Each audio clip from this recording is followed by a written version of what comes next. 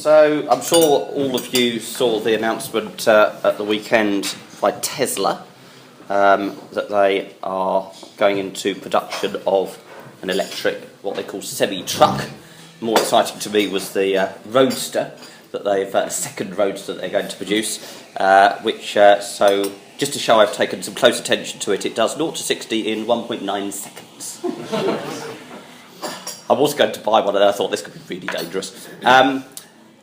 So that was this weekend. The week before, some of you will have seen the announcement by Uber that they were going into partnership with NASA. The headline in the Times was to launch flying taxis. The underlying piece was slightly less exciting, but was basically they're going to try and solve some of the airspace problems in order to open up airspace in order to allow a future of flying taxis.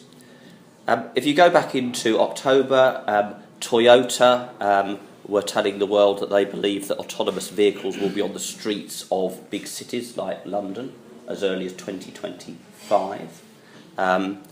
Hyperloop announced that the Dutch government had agreed to open a test track to test that technology. And indeed, watch this space, there'll be an announcement from one of the Middle Eastern governments shortly around Hyperloop, probably before the year is out.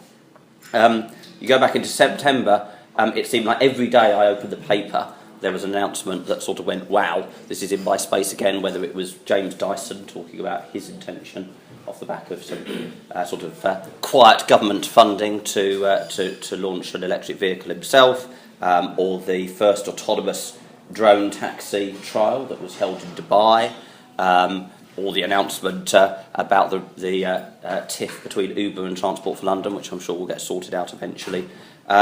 Or perhaps the biggest announcement of the month was China saying that they plan to ban diesel and petrol vehicles, albeit by a date unspecified. That obviously came not long after both France and Britain, and indeed before that India, you may not have spotted, they said they banned them by 2030, so they're probably more adventurous in that space than anyone else.